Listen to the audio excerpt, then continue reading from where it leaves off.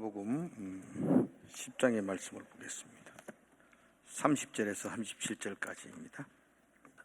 제가 먼저 30절을 읽도록 하겠습니다. 30절을 제가 읽겠습니다. 예수께서 대답하여 이르시되 어떤 사람이 예루살렘에서 여리고로 내려가다가 강도를 만나며 강도들이 그 옷을 벗기고 때려 거의 죽은 것을 버리고 갔더라. 마침 한 제사장이 그 길로 내려가다가 그를 보고 피하여 지나가고 또 이와 같이 한 레위인도 그곳에 이르러 그를 보고 피하여 지나가되 어떤 사마리아 사람은 여행하는 중 거기 이르러 그를 보고 불쌍히 여겨 가까이 가서 기름과 포도주를 그 상처에 붓고 싸매고 자기 짐승에 태워 주막으로 데리고 가서 돌보아 주니라. 그 이튿날 그가 주막 주인에게 데나리온 2를 내어주며 이르되 이 사람을 돌보아 주라.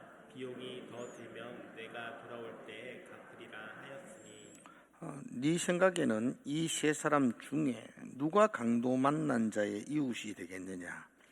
이르되 자비를 베푼 자니이다. 예수께서 이르시되 가서 너도 이와 같이 하라 하시니라. 아멘. 우리 금곤도 장로님, 박은혜 집사님, 인도 우리 김진곤 선교사님과 우리 아프리카 마다가스카르의 우리 김경숙 선교사님에게 우리 목적 현금으로 각각 250만 원씩 이렇게 현금하셨습니다. 감사를 드립니다. 예배분들에게 인사합시다. 사랑합니다. 그렇게 인사합시다. 오늘부터 수요일마다 이제 예수님의 비유에 관하여 이렇게 설교를 하려고 준비를 했습니다. 언제까지 예수님의 비유를 설교할 것인지는 안 정해져 있습니다. 여러분들이 흥미롭게 잘 들으시면 예수님 오실 때까지 계속 얽히고 지루하게 생각하시면 바로 다른 곳으로 가겠습니다. 그래서 매 수요일마다 여러분의 눈동자를 보고 다음 주일 설교를 결정하도록 그렇게 하겠습니다. 먼저 오늘은 간단하게 비유가 무엇인가? 비유가 뭐죠? 예수님은 사복음서에서 설교하실 때마다 아주 비유를 많이 들어 사용하셨습니다. 기억나는 건 뭐죠? 씨 뿌리는 자의 비유, 열천녀 비유, 거물 던지는 거, 진주 비유. 하여튼 해 아래서 없을 정도의 많은 비유를 말씀하셨어요. 그러면 그 비유가 의미하는 게 뭘까? 헬라어로는 파라와 폴레라는 두 단어를 합쳐서 비유 이렇게 표현해요. 파라는 곁에, 폴라는 두다, 곁에 놓는다, 뭐 이런 뜻이에요. 더 쉽게 설명하면은 좀 어렵고 복잡한 그리고 설명하기 애매모호한 진리를 일상생활에 쉬운 예를 들어서 곁에 두는 거예요.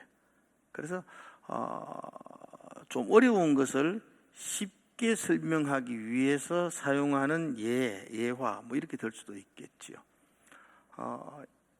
저 사람 성격이 사자 같대. 이해가 돼요. 그러면 어떤 사람인지? 저 사람 여우 같대. 이해가 돼요. 우리가 그건 이제 뭔가 뭐 뚜렷하게 설명을 할 수 없지만 곁에 놓는 거예요. 곁에 놓음으로 사자다, 여우다를 곁에 놓음으로 그 본래 설명하고자 하는 것들을 쉽게 이해할 수 있도록 하는 것을 비유 이렇게 말할 수 있습니다. 그러므로 비유는 쉬워요, 어려워요? 좀 어려운 걸 쉽게 하도록 하는 거. 예수님도 하나님의 나라를 설명하는데 하나님 나라 가본 사람도 없잖아요. 그래서 하나님 나라에서 예수님의 비유의 거의 대부분 하나님 나라거든요. 하나님 나라를 어떨 때는 씨 뿌리는 자의 비유로, 어떨 때는 달란트의 비유로, 어떨 때는 거물의 비유로, 어떨 때는 진주의 비유로. 그래서 하나님의 나라라는 것들을 여러 비유를 통해서 우리 가운데 친근하게 다가오고 이해할 수 있도록 그렇게 설명하는 것을 비유, 그렇게 말할 수가 있습니다. 그러므로 비유는 쉬워야 합니다. 본래의 진리보다 더 어려우면 비유가 비유일 수가 없죠. 진리를 좀 쉽게 하려고 설명해 놓은 게 비유다, 이렇게 볼 수가 있습니다. 근데 예수님이 하셨던 비유들은 쉬운가요? 어려울까요? 어때? 여러분들 읽어보니까, 비유를 읽어보니까, 오늘도 선한 사마리아인의 비유 읽어보니까 쉬워요? 어려워요? 쉬워요. 그때 이제 겉만 읽으면 쉬워요. 근데 안에 속을 보면 어려워요. 예수님의 비유는 쉬운 것 같은데 어려워요. 그래서 참 헷갈려요. 원래 비유는 쉬워야 해요. 근데 예수님은 비유를 들어서 어렵게 만드는 듯한 느낌을 받아요. 왜 예수님의 비유가 어려우냐? 예수님의 비유는, 일반적인 비유는 좀 더 쉬운 예를 들기 위해서 비유를 댄 반면에 예수님의 비유는 뭐를 감추려고 비유를 들 때도 많았어요. 성경 마태복음 한번 찾아볼래요? 마태복음 13장인데요. 10절에서 13절까지 말씀을 여러분들 한번 보면 좀 쉬워요. 자, 10절.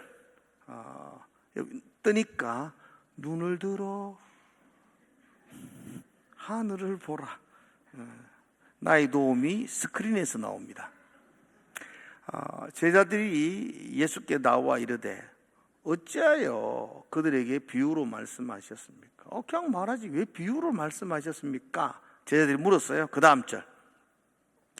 예수님이 대답하여 이르시되 천국의 비밀을, 하나님의 나라의 비밀을 아는 것이, 하나님 나라의 비밀을 아는 것이 너희에게는 허락되었으나 그들에게는 아니 되었나니.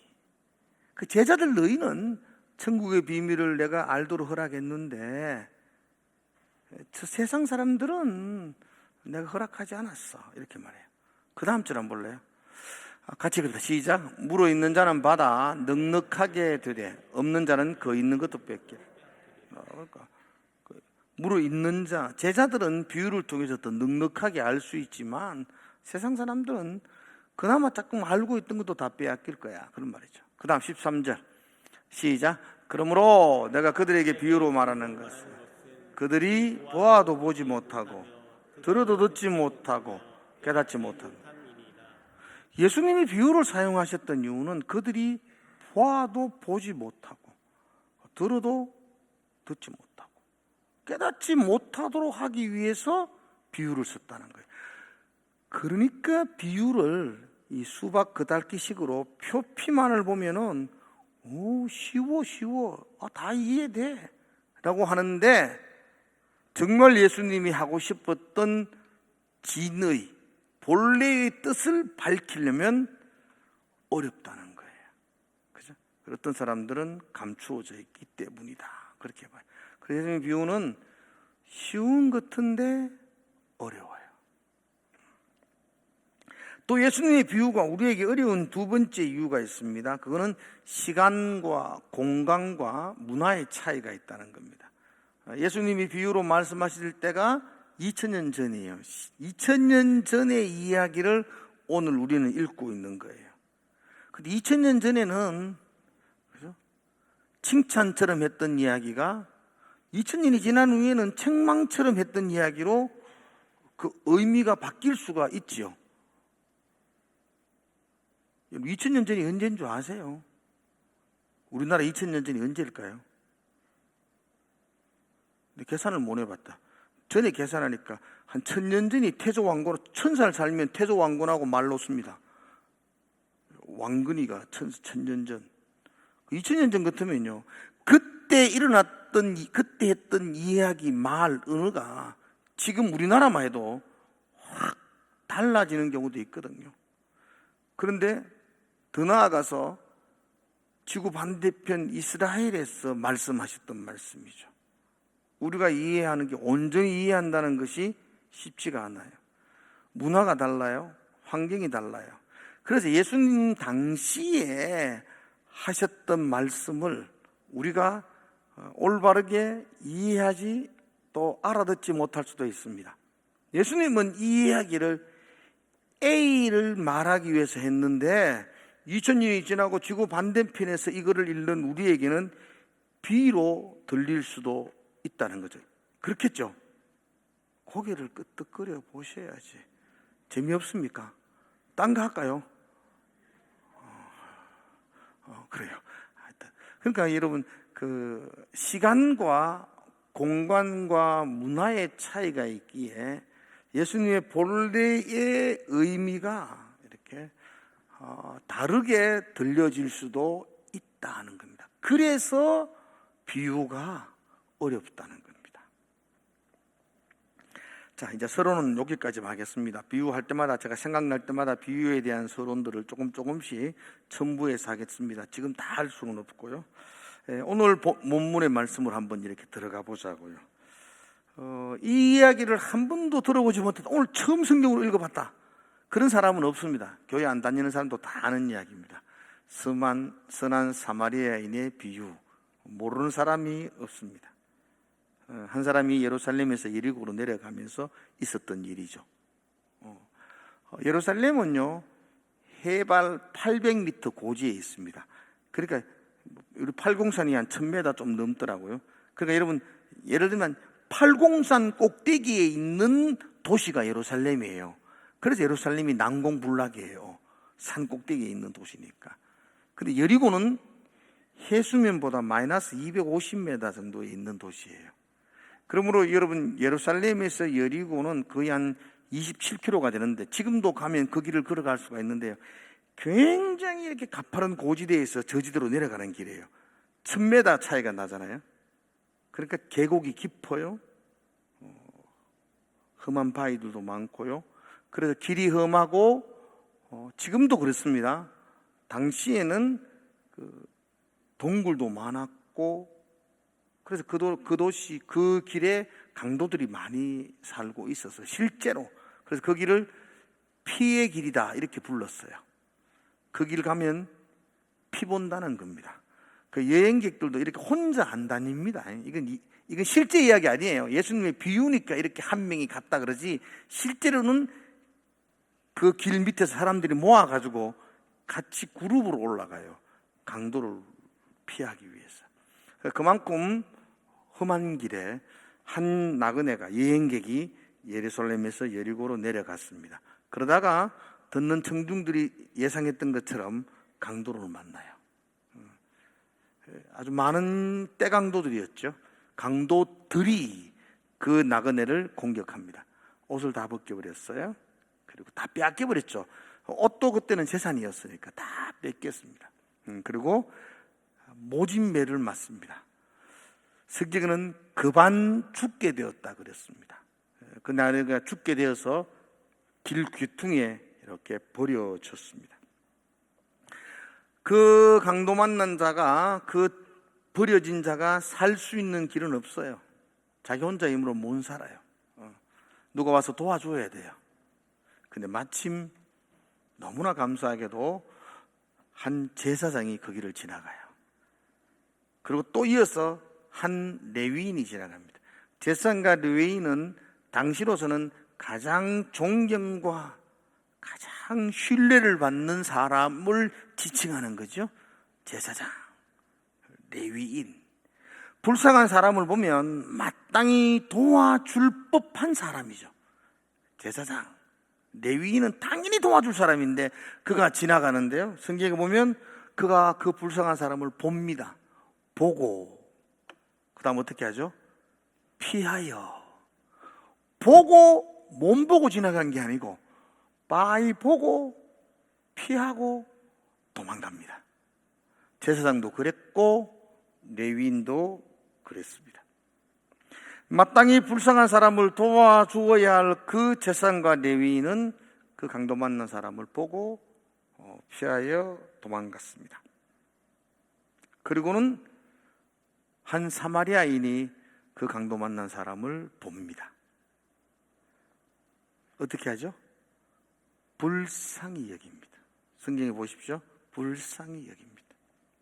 그리고 자기에 있는 것으로 도와주고 짐승에 태워서 주막까지 가고 2데나리온을 들여서 치료를 부탁하고 돌아올 때에 부비가 더 들면, 비용이 더 들면 내가 다 갚겠습니다라고 약속도 합니다. 여러분, 사마리아 사람은 모르는 사람은 딴 데 알아보십시오. 사마리아 사람과 그 예루살렘 이스라엘 사람들과는 극도로 사이가 안 좋죠. 이스라엘 전체 사람은 사마리아 사람을 인간 취급 안 합니다. 왜 하느냐까지 다 하려면 오늘 밤새야 되고 아직 안 해요. 그래서 이스라엘 사람들은 그 갈릴리 지역에서, 예수님도 그렇죠. 갈릴리 지역에서 예루살렘으로 온다. 예루살렘에서 갈릴리 지역으로 간다. 그런데 사마리아가 그 중간에 있거든요. 돌아갑니다. 우리 서울 갈 때 부산으로 안 가고 돌아가는 것처럼. 안 돌아가지만 돌아서 간다고요. 거기 동료를 지나가지 않으려 그래요. 그만큼 사람 취급 안 해요. 말 같이 안 섞습니다. 수가성고물가 여인이 예수님이 말하니까 깜짝 놀라잖아. 당신은 유대 청년인데 그 사마리아 여인에게 어떻게 말을 거느냐고. 말 안 섞습니다. 그만큼 멸시하고 혐오스러운 사람이 사마리아인입니다. 근데 그가 불쌍한 사람을 보고 불쌍히 여기고 자기의 것을 다 쏟아부어서 치료해주고 그리고 완치될 때까지 내가 책임을 지겠습니다 라고 약속을 해줍니다. 그리고 예수님은 거의 사마리아 사람의 이야기를 다 듣는 청중에게, 듣는 여러분들에게 예수님은 37절에서 가서 그 다음 뭐라 그러죠? 이야기해봐요. 시작. 가서 너도 이와 같이 하라. 이렇게. 가서 너도 이와 같이 하라. 이러고는 딱 이야기가 끝이 맺어져요.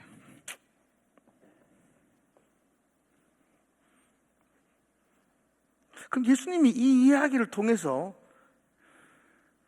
뭘 말씀하고 싶어 하실 거예요? 이 이야기의 주제가 뭘까요? 오늘 이야기를 여러분들이 들었었고 지금 이렇게 이야기하는데 이야기 주제가 뭐라고 생각하세요? 누가 해야 되나? 영순자매가 한번 이야기해 보실래요? 선한 사마리아인 비유의 주제가 뭐죠? 자비를 베풀어라. 자비를 베풀어라. 이렇게 이야기합니다. 또 다른 분 한 분 큰 소리로 한번 꼭 이름을 불러야 될까요? 누가 앞에 있는 분, 우리 은경자매님, 이 이야기의 주제가 뭐죠?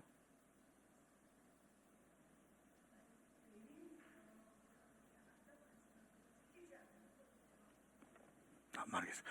제사장과 레위인처럼 많이 안다고 하지만 지키지 않고 살아내지 않는 위선적인 삶을 살면 안 된다. 너도 천대받고 멸시받는 사마리아인이지만 비록 그렇지만 자기 것을 쏟아부어 도와주는 가서 너도 이와 같이 하라. 이렇게 봅니다. 아주 좋은 교훈입니다. 선한 사마리아인처럼 어려움을 당한 이웃들에게 도움을 줘라. 성경을 알고 있고 성경을 잘 지킨다고 하는 제사장이나 레위인처럼 그렇게 위선적으로 살지 말고, 그죠? 네가 가지고 있는 것으로 이웃을 도와주고 네가 할 수 있는 것으로 어려운 일을 당한 사람을 도와주라. 여러분, 그리스도인들은 이렇게 살아야만 합니다. 이것이 그리스도인들의 삶의 모습입니다. 제사장이나 레위인처럼 성경을, 하나님을 섬긴다고 그렇게 말하면서도 어려운 사람 보고 피하여 도망하는 것은 참 위선적인 삶입니다. 좋은 교훈입니다. 그런데 다시 한 번 더 제가 물어볼게요. 그런데 정말 예수님이 그런 뜻으로 이 비유의 말씀을 하셨을까요? 정말 우리에게 착하게 살아라, 선하게 살아라, 너 어려움을 당한 사람 보면 도와주라는 뜻으로 이 이야기를 했을까요? 그런 뜻으로 했다면 내가 이렇게 묻지도 않겠죠. 예수님은 그런 뜻으로 말씀하신 게 아니에요. 예수님이 지금 이런 뜻으로 이야기했는데 우리는 지금 다른 뜻으로 알아. 물론 선하게 살아라, 착하게 살아라, 좋은 말이에요. 그렇게 살아야만 해요. 그러나 예수님은 지금 이 사마리아인의 이야기를 통해서 우리에게 선하게 살아라, 착하게 살아라고 당부하는 말씀은 아니라는 거예요. 많은 사람들이 뭐 그렇게 일 가지고 선하고 착하게 살아라고 이야기하는데 여러분 본문을 조금만 더 주의 깊게 살펴보면 예수님이 그런 뜻으로 한 것 아니구나를 금방 알 수가 있어요. 자, 이 비유의 시작을 한번 보자고요. 시작을 제가 이제 좀 설명을 해볼 테니까 한번 잘 한번 들어보세요.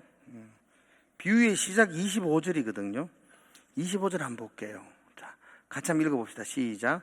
어떤 율법 교사가 일어나 예수를 시험하여 이르되 선생님, 내가 무엇을 하여야 영생을 얻으리이까? 굉장히 중요한 질문이에요. 내가 무엇을 하여야, 어떻게 하면 영생을 얻을 수 있습니까? 이건 본질적인 물음이에요. 영원한 생명에 대한 갈급함과 소망은 인류의 본질적인 물음이고 소망이에요. 예수님도 이 땅에 오신 이유가 우리에게 영생을 주시기 위함이었잖아요. 그렇죠? 요한복음 3장 16절 외울 수 있는 사람을 한번 외워봅시다. 준비 시작. 하나님이 세상을 이처럼 사랑하사 독생자를 주셨으니 이는 저를 믿는 자마다 누구든지 멸망하지 않고 뭐라고요? 영생을 얻게 하려 하십니다. 하나님이 그의 아들 이 땅에 보내신 이유는 여러분들과 저에게 영생을 얻도록 하기 위함이었어요. 예수님께서 말씀하시죠. 나를 믿는 자는 죽어도 살겠고 무로 살아서 나를 믿는 자는 영원히 죽지 않는다. 영생을 얻는다는 거예요. 예수님이 이 땅에 오신 궁극적인 목적도 우리에게 영원한 생명을 주시기 위함입니다. 그러므로 우리도 본질적인 갈망, 우리의 본질적인 소망도 영생이어야 합니다. 마태복음 19장에서 한 부자 청년이 예수님을 찾아와서 선한 선생님, 내가 무엇을 하여야 영생을 얻을 수 있습니까? 이 본질적인 질문이에요. 진리를 갈급하는 사람들의 본질적인 갈망이 영원한 생명을 어떻게, 이 유한한 생명을 살아가는 내가 어떻게 영생을 얻느냐. 그래서 이 율법 교사의 이 질문은 탁월한 질문입니다. 무엇을 하여야 영생을, 어떻게 영생을 얻을 수 있습니까? 라는 이 율법 교사의 질문으로 시작해서 예수님은 선한 사마리아인의 비유를 통해서 답을 하시죠. 무엇을 하여야 영생을 얻을 수 있습니까? 선한 사마리아인의 비유를 통해서 그 답을 말씀해 주시는 거죠. 그러므로 우리는 선한 사마리아인을 통해서 영생을 얻는 답을 찾아야만 합니다. 예수님이 답을 주려고 선한 사마리아인의 비유를 했는데 우리 엉뚱한 걸 찾으면 안 된다는 거죠. 선한 사마리아인의 비유를 통해서 영생을 얻는 답을 찾아야만 합니다. 그럼 여러분이 한번 물어보겠습니다. 큰 소리로 한번 대답을 해보면 좋겠습니다. 여러분, 우리가 무엇을 하면 영생을 얻을 수 있습니까? 이 영생은 천국과 구원, 하나님의 나라. 여러분, 어떻게 하면 영생을 얻을 수 있습니까? 내가 지금 끝을 올렸어요. 그럼 여러분 대답을 하셔야 될 거 아니에요. 그거 모를래요? 다시, 어떻게 하면 여러분들이 영생을 얻을 수 있습니까? 믿음으로. 잘 모르겠습니까? 주일학교 아이들이 부르는 노래, 돈으로도 못 가요. 힘으로도 못 가요. 하나님 나라. 영생은 돈으로 얻을 수 없어요. 힘으로도 얻을 수 없어요. 어여뻐도 예쁘도 못 가요. 가겠다 너는. 예뻐도 못 가요. 그리고 이렇게 말해요. 거기는 마음이 착해도 가요, 못 가요? 마음 착해도 못 가요. 뭐로 가요? 거듭나면 가는 나라, 믿음으로 가는 나라, 하나님 나라예요. 어떻게 하면 영생을 얻을 수 있습니까? 그럼 예수님이 답은 뭐 해야 돼요? 예수님 뭐라고 답해야 돼요? 믿음으로 이렇게 답해야 되잖아요. 예수님은 선한 사마리아인의 비유를 이야기하셨어요. 어떻게 하면 영생을 얻을 수 있습니까? 선한 사마리아인의 이야기를 해주셨어요. 그럼 그 선한 사마리아인의 주제는 뭐죠? 믿음이에요, 믿음. 착하게 살아라. 선을 행해라. 그럼 어떻게 하면 영생을 얻을 수 있어요? 착하게 살아야 된다. 어떻게 하면 영생을 얻을 수 있어요? 남 도와주면 된다. 네가 헌신하고 도와주고 선한 일을 하면 영생을 얻는다. 좀 이렇게 되는 거잖아요. 그럼 돼야 안 돼요? 빨리 크게 돼야 안 돼요? 안 돼요. 어떻게 하면 영생을 얻을 수 있습니까? 믿음으로 이렇게 돼야 돼요. 그럼 선한 사마리아인의 이야기의 주제는 뭐 해야 돼요? 착하게 살아랍니까? 믿음입니까? 믿음입니다. 여기까지 좀 따라오셨는지 모르겠다. 이해 가시죠? 이제 제가 설교를 시작합니다. 이제 웃지 마시고. 왜 이 선한 사마리아인의 비유가 나는 기껏까지 계속해서 착하게 살아라, 도와주라 그렇게 알고 있었는데 왜 이 주제가 믿음이냐는 거예요. 이게 제가 그걸 설명해 드리려고 해요. 여러분들이 수박의 곁만 핥고 있었으면 계속 성경을 보면서도 착하게 살아야지, 선하게 살아야지, 도와줘야지 이 생각만 하게 되었다면 그건 예수님이 하신 말씀의 표피를만 맛본 거예요. 진의, 진짜 알맹이는 믿음이라는 이야기를 하고 있는 거지요. 근데 선한 사마리아의 비유가 왜 믿음인가? 한번 볼게요. 다시 한번 따라 들어오세요. 이제 25절 다시 한번 봅시다. 이제 전부 다시 봅시다. 25절. 어떤 율법교사가 일어나 예수를 시험하여 이르되 선생님 내가 무엇을 하여야 영생을 얻으리까? 이렇게 되죠. 자, 어떤 율법교사가 율법에 대하여는, 성경에 대하여는 다 알고 있는 박사인 율법교사입니다. 율법에 능통한 한 율법교사가 예수님에게 무엇을 하여야 영생을 얻을 수 있습니까? 라는 질문을 하는데 문제는 그 질문을 하는 의도입니다. 의도. 왜 질문을 하지요? 뭐 하려고? 예수님을 시험하여 이르되 예수님에게 정말로 그 영생에 대한 어떻게 하면 영생을 얻을 수 있어요? 그게 궁금하고 거기에 대한 갈망과 사모함으로 질문한 게 아니고 저기 알고나 있나? 율법학자니까 나는 다 알고 있는데 나는 영생에 알고 있는데 저 예수라는 청년이 지금 사람들 앞에서 막 진리를 가르친다 그러고 사람들은 막 그가 이야기할 때마다 끔뻑끔뻑 넘어가고 그러는데 저기 정말로 알고나 있나? 아니면 저건 뭘 모르면서 아는 체 하네. 내가 이번에 율법을 가지고 성경을 가지고 예수의 코를 좀 납작하게 해야 되겠다. 그죠? 그런 불순한 의도를 가지고 예수님에게 묻는 거예요. 어떻게 하면 영생을 얻을 수 있습니까? 여러분 이렇게 문제를 내는 사람은 답을 알고 있을까 없을까요? 지금 율법학자는 자기 나름대로의 답을 가지고 있나요 없나요? 자기는 가지고 문제를 내는데 답도 모르고 문제를 내면 뜨름한 놈이죠. 지 하는 문제를 내야 되지.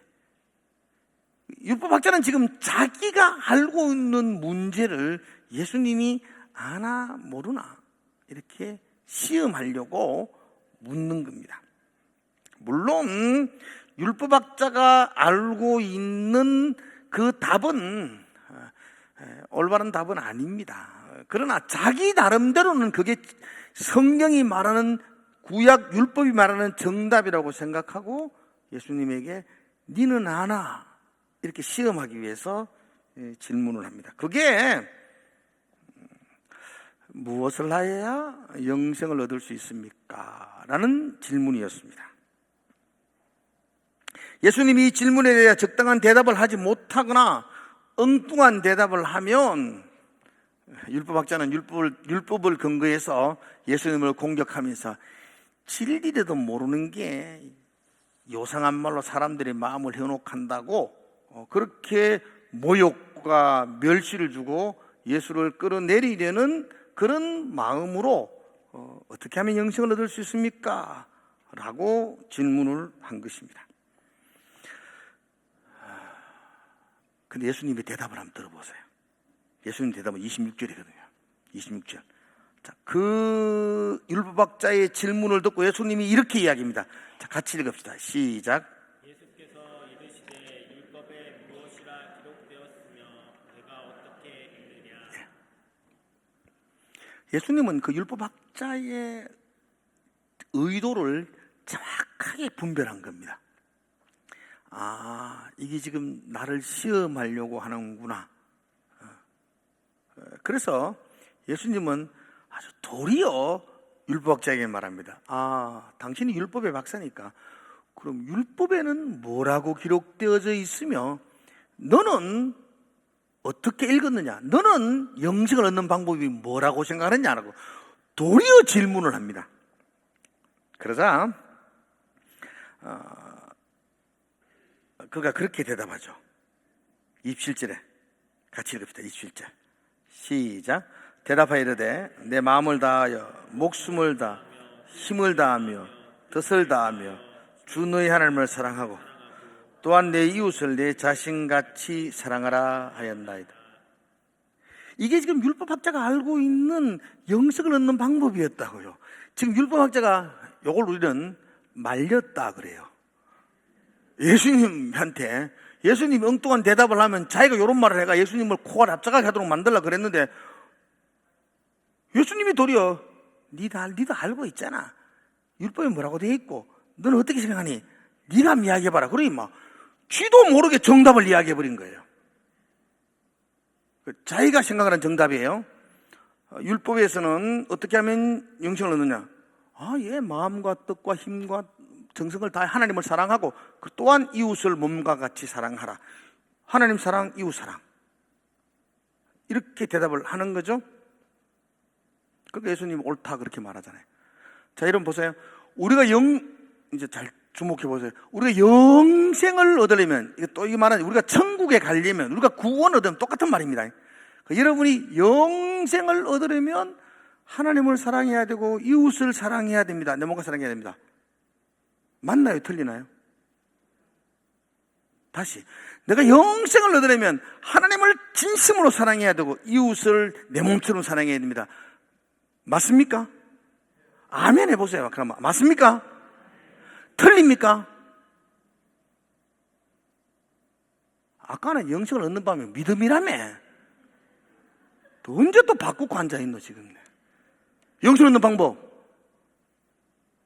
믿음에 딴 방법 있어요?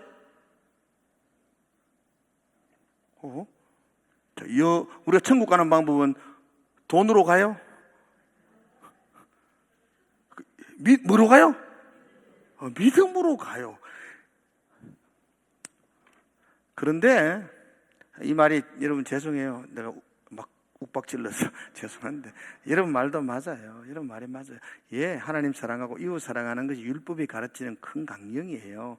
그래서 하나님 사랑하고 이웃 사랑하면 예, 이게 영생 얻는 방법이죠. 그죠? 근데 문제는 뭐죠?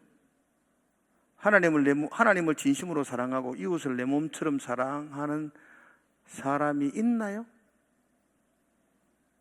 여러분 그렇게 하시는 모양이죠? 저는 잘 못하겠던데. 보세요. 율법을 지키면, 이 구약의 율법을 지키면 구원을 받나요? 받는다 해서 빨리. 율법을 지키면 구원을 받아요? 받습니다. 자꾸 내가 자꾸 꼬우니까 여러분 자꾸 나면 내가 물으면 자꾸 다른 말 하시는데 뭘 그렇게 지금 평생 예수를 믿는데 헷갈리고 그러세요. 율법을 지키면 구원을 받습니까? 못 받습니까? 받습니다. 그런데 문제는 뭐예요? 지킬 힘과 능력이 우리에게 있나 없나? 없어요. 그러니까 지키면 받아요. 하나님 사랑하고 이웃을 사랑하면 영생을 얻어요. 그런데 이 하나님을 온전히 사랑하고 이웃을 온전히 내 몸처럼 사랑할 수 없어요. 그래서 맞는 말이지만 할 수 없는 이야기라고. 이게 맞는 말은 맞지만 할 수 없어요. 여러분들 아세요? 이웃을 내 몸처럼 사랑한다고요? 소람 들어보소. 누가 사랑하는 사람 있는가? 택도 없는 사람들. 자기 자식도 자기 몸처럼 사랑 안 해요. 이웃을 어떻게 그렇게 사랑해요? 우리는 알고 있지만 살지 못해요. 그래서 이 말은 하나님을 사랑하고 이웃을 사랑하는 것이 영생을 얻는 방법입니다. 이 말은 맞지만 할 수 없는 이야기라고요. 근데 예수님이 뭐라 그래요? 예수님이 제처럼 예수님이 그래 설교하는데 해보세요. 야 인마 네 이웃 사랑하나? 그럼 율법학자 뭐라 그러겠어요? 잘 모르는데요. 여러분은 착해서 내가 지금 뭐 이웃을 몸처럼 사랑합니까? 하면 아무도 손도 못 들지만 율법학자는 그렇게 따지면 사랑합니다. 와요. 딱 이렇게 달라듭니다. 예수님에게. 나 이웃을 내 몸처럼 사랑했습니다. 나 하나님을 온 마음을 사랑했습니다. 이렇게 달라들면 예수님과 율법학자 간에 율법학자는 논쟁이 벌어지죠. 이 논쟁을 하려고 율법학자가 예수님 찾아왔는 거예요. 싸우려고. 그런데 예수님은 아니 하나님 사랑하고 이웃 사랑하는 말은 맞지만 이거 할 수 있는 사람이 없어. 믿음으로 영생을 얻는 거야. 이렇게 말했다면 싸움이 시작되는 거예요. 구약 어디 율법에 어디에 믿음이란 말이 나옵니까? 이렇게 싸움이 시작되는 거죠. 그런데 예수님은 뭐라고 말씀하시죠? 28절에 옳다. 한번 보죠. 28절 뭐라 그러니까 한번 볼까요? 예수께서 이르되 내 대답이 옳도다. 그러면 뭐라고요? 이를 행해라. 그래 한번 살아봐라. 그 다음 뭐죠? 그러면 영생을 얻는다. 한번 살아보면 살아내면 영생을 얻는다는 거예요. 그러니까 예수님은 지금 율법학자의 말을 반대한 것도 아니고 어떤 반박을 한 것도 아니고 그러면서 예수님은 지금 어디로 끌고 왔냐면 영생은 믿음이다. 사는 게 아니고 믿음이다 라는 것으로 끌고 가기 위해서 옳다. 그러나 한번 살아봐라. 이대로 살 수 있으면 이대로 살아낼 수 있으면 영생을 얻을 수 있다. 영원히 살 수 있다. 그렇게 말한 거죠. 지금 이 율법학자는 지금 굉장히 이걸 꼬인다 그러죠. 굉장히 지금 예수님하고 싸우러 왔다가 싸움도 못하고 지금 굉장히 지금 밀리고 있는 거예요. 그래서 율법학자가 두 번째 질문을 해요. 뭐라고 질문하죠? 29절에 내 이웃이 누굽니까? 그죠? 그러니까 하나님을 사랑하고 이웃을 내 몸처럼 사랑하면 영생을 얻는다. 맞다. 그러니까 율법학자가 내 이웃이 누굽니까? 율법학자가 이웃이 누군지를 몰라서 물을까요? 알면서도 물을까요? 알면서도 묻죠. 이웃이 누군지 왜 몰라요? 이건 그렇게 정할 필요 뭐 있어요? 그건 설명도 필요 없어요. 그런데 율법학자는 뭐라고 그렇게 말하죠? 거기에 29절에 같이 볼까요? 그 사람이 그 다음 시작 옳게 보이려고 자기를 옳게 보이려고 자기의 의로움을 드러내려고 예수님에게 이웃이 누굽니까? 이렇게 묻는 거예요.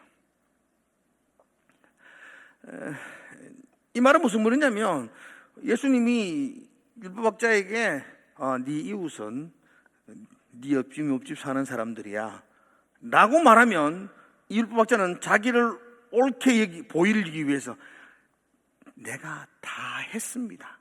내가 그들을 다 도와주었습니다. 내가 그들에게 내 모든 쓸 것을 나누어서 내가 그들을 정말로 사랑했습니다 라고 대답하는 거죠. 그래서 자기가 옳다는 걸 드러낸다는 거죠. 근데 예수님이 언제 그랬노? 이러면 또 싸우잖아요. 그렇게 말할 수 없잖아요. 자기가 했다는데 우약에서 우기는데. 그죠? 그래서 이 율법학자는 자기가 했다고 예수님이 이웃이 누구냐고 규정을 짓든 누구라고 짓든 간에 자기는 다 했다는 걸 이야기하기 위해서 자기를 옳게 여기려고 내가 내 몸처럼 사랑해야 될 이웃이 누굽니까? 라고 두 번째 질문을 던지죠. 그때 예수님이 선한 사마리아인의 이야기를 시작하십니다. 그리고 이 이야기를 마치고 나서 예수님에게, 그 율법학자에게 예수님이 질문을 합니다. 뭐라고 질문하죠? 자, 같이 한번 볼까요? 뭐라고 질문하죠? 36절 같이 읽읍시다. 시작. 내 생각에는 이 세 사람 중에 누가 강도 만난 자의 이웃이 되겠느냐? 니는 생각하기에 이 강도 만난 사람, 그래서 거의 죽은 사람, 죽었다고 봐요. 거의 죽은 사람의 이웃이 누구냐고 묻는 거예요. 그러니까 이 율법학자가 자비를 베푼 사람입니다. 사마리아 사람입니다. 라고 이야기하죠. 이제 제가 이 사마리아인의 비유를 다시 한번 여러분들에게 예수님의 진들을 생각하면서 한번 설명을 해드릴게요. 이제부터 설교 시작합니다. 잘 들으십시오. 지금까지는 서론이었습니다. 그만할까요? 보세요. 이 선한 사마리아의 비유가 너도 이 사람처럼 착한 일을 해라, 어려운 사람을 도와주라, 네 있는 것을 나누어 주라, 그런 의미로 했다고 한 이야기가 아니라고 제가 말씀을 드렸어요. 그럼 이 본문을 어떻게 우리가 어떤 시각, 어떤 눈으로, 어떤 눈이 본문을 보아야 되느냐 하는 겁니다. 제일 먼저 이 본문을 간단하게 해석하기 위해서 여러분들이 이 본문에 대한 질문을 제가 한번 드려볼게요. 여기 강도 만난 사람이 누굴까요? 한번 생각해 보세요. 예루살렘으로 여리고 내려가다가 흉악한 강도를 만나서 거의 죽게 되어 버려진 사람 누구죠? 이쪽이 뭐 대답하던데요. 험한 인생길을 살다가 죄와 허물로 죽었던 자기 자신의 비참함을 바라보면서 버려진 소망 없는 사람이 누구죠?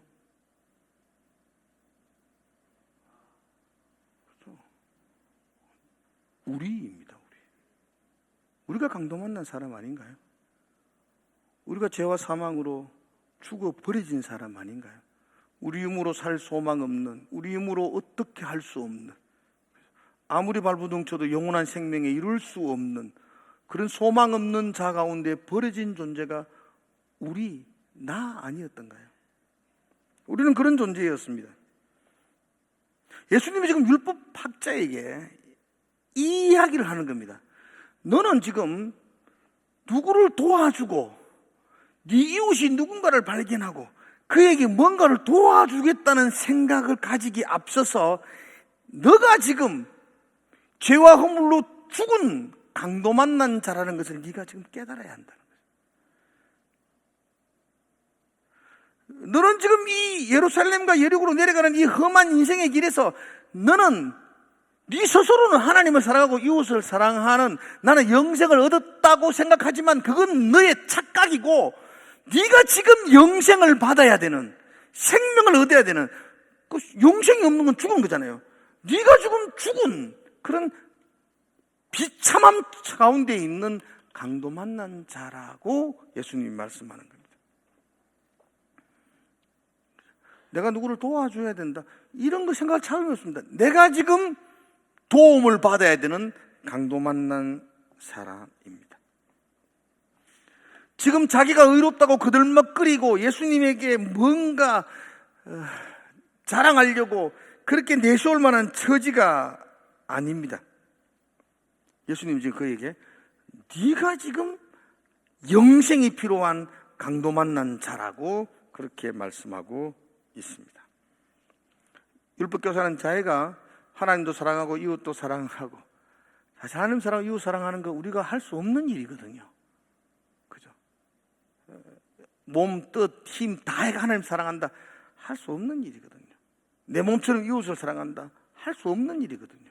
할 수 없는 일, 하지 못한 일임에도 불구하고 자기 스스로 했다고 생각하고 영생을 받았다고 착각하고 있는 그 율법교사에게 예수님은 네가 영생을 잃어버린, 죽게 된 강도 만난 자라고 그렇게 선포하고 있는 것입니다. 강도 만난 그 자는 살아날 소망이 없습니다. 자기 힘으로는 그 죽음의 그 늪에서 헤어나올 수 있는 힘이 없습니다. 강도 만난 사람이 레위인을 만나고 제사장을 만나도 아무런 도움을 받지 못했습니다. 강도 만난 사람이 다시 생명을 얻을 수 있는, 살아날 수 있는 길은 한 가지였습니다. 누구 만나면요? 선한 사마리아인 만났었죠. 그럼 그 선한 사마리아인이 누굽니까? 보여지세요, 지금 예수님이라고? 예, 선한 사마리아인은 예수님이세요. 죄와 허물로 죽었던 나에게 찾아오신 예수님. 내가 찾아간 건 아니요, 그분이 찾아오셨어요. 그분이 나를 불쌍히 여기셨어요. 자신에 있는 모든 기름과 자신에 있는 모든 것으로 쏟아부어서 나를 치료해 주셨어요. 나를 나을 때까지, 내가 이 강도 만난 자가 회복될 때까지 내가 책임지겠습니다라고 보증을 서주신 분, 그분이 예수 그리스도시에요.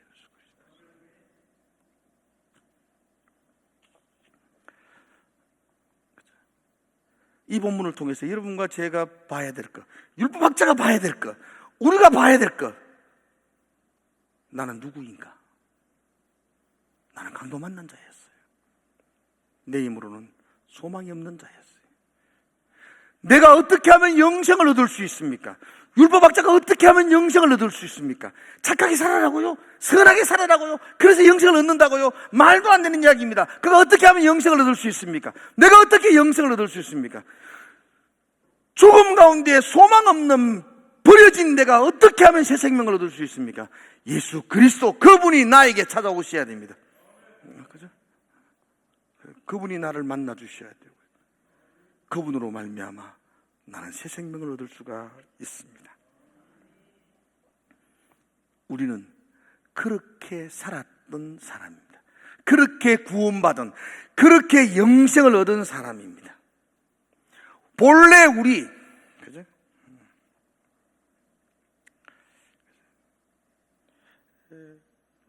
우리의 구원은요, 상실에서부터 시작해야 돼요.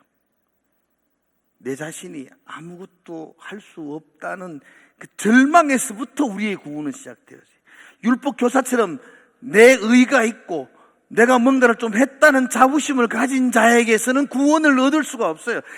강도 만난 자 다 잃어버리고 다 빼앗겨버리고 손가락 하나 까딱할 수 없을 정도로 누워있는 그 죽음의 상실감, 거기서부터 구원은 시작되었어요. 강도 만난 자가 누군지는 잘 모르겠는데, 만약에 강도 만난 자가 이스라엘 사람 아니겠어요? 유대인 아니겠어요? 그죠? 거기서 만났으니까. 그 유대인, 여러분, 내가 유대인입니다. 내가 강도 만났어요. 내가 죽어가고 있어요. 근데 조금 의식은 있긴 있어요. 이제 좀 꼼짝거릴 수도 있어. 강도 만났어요. 사마리아인이 와 도와준다 그러면 뭐라 그럴까? 때리차라 막 이렇게 합니다. 내가 조금이라도 끔찍거릴 수 있다면, 내가 조금이라도 나에게서 소망이 있다면, 사마리아인 그 예수가 내게 올 때 때리치라 그럽니다. 지금 세상 사람들은 예수가 오겠다 그러면 때리치우랍니다. 자기에게 조금이라도 소망이 있다고 생각하기 때문입니다. 근데 죽어야 됩니다. 상실. 나는 아무것도 못합니다. 나는 아무것도 아닙니다. 나는 아무것도 할 수 없습니다. 철저한 죽음. 사마리아인이 와가지고 나를 만져도 안 돼요라고 말할 수 없어. 그래서 그냥 몸을 맡길 수밖에 없는 철저하게 죽은 상태가 될 때에, 그때 내 속에서 구원이 이루어지는 겁니다. 나 봉사도 열심히 하는데요. 내 교회에서 얼마나 성실히 하는데, 내가 기도를 얼마나 많이 하는데요. 이게 다 율법 교사와 같은 자기의입니다. 자기의. 이 자기의로는 도무지 하나님의 나라에 이룰 수가 없습니다. 나는 아무것도 못합니다. 나는 아무것도 모릅니다. 나는 아무것도 할 수 없습니다. 그래서 예수님이 필요합니다. 예수님 나를 도와주시옵소서. 이게 영생을 얻는 방법입니다. 예수님 얼마나 정확하게 이야기합니까? 무엇을 하여야 영생을 얻을 수 있습니까? 무엇을 하면 안 된다. 너는 네가 죽은 자가 뭐 하겠다고 꿈틀거리고 일하느냐. 너는 예수님만 바라라. 그분에게 전적으로 맡기라. 그분을 의지하라. 그분만이 너의 소망이 된다. 그분이 내게 오셔서 선한 사마리아인으로 내게 찾아오셨습니다. 온갖 멸시와 조롱과 수치를 당하면서 내게 오셨습니다. 그리고 그분이 나를 불쌍히 여겨 주셨고, 그분이 자신의 모든 것을 쏟아부으셔서 죽어 있는 나를 다시 소망으로, 새 생명으로 살려주셨습니다. 그래서 늘 울어도 눈물로는 못 갚을 것 같았어. 늘 주님의 은혜에 내가 어찌할 줄 몰랐어요. 그러니까 늘 감사와 찬양으로 그렇게밖에 나는 살아갈 수 없습니다. 이런 고백을 할 수밖에 없는 게 바로 우리들입니다. 내가 율법 교사라는 생각을 가질 때부터 우리는 영생을 잃어버리는 겁니다. 어떻게 하면 영생을 얻을 수 있습니까? 강도 만난 자라는 깊은 깨달음을 갖고 나에게는 예수 그리스도 그분만이 나의 소망이라는 것을 붙들고 그분만을 바라보고 그분이 나를 향하여 베풀으신 그 구원에 대하여 감격하고 살아가는 것, 그게 우리의 모습입니다. 할렐루야. 기도하겠습니다.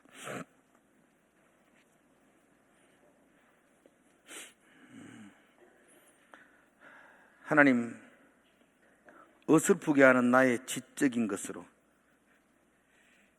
또 어설프게 하는 나의 헌신과 봉사로 내가 율법 교사처럼 내가 영생을 받았고, 하나님도 사랑하고 이웃도 사랑하고 그렇게 의시되고 우쭐거리고 싶어서 그렇게 살아가고 있는 내 초라한 모습은 아닌가 돌아봅니다. 나는 강도 만난 자입니다. 내 힘으로 아무것도 할 수 없는, 어찌할 수 없는 자입니다.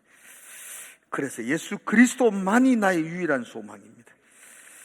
온갖 멸시와 조롱을 받으시면서 나에게 찾아오셨던 예수 그리스도, 자신의 모든 것들을 쏟아부으시고 나를 살려주신 예수 그리스도, 오늘도 그분의 은혜에 감격하며 그분에게 찬송하며 그분 때문에 살아가는 나의 삶에 감사하며 하루하루의 삶을 살게 하여 주시옵소서. 예수님 이름으로 기도드리옵나이다.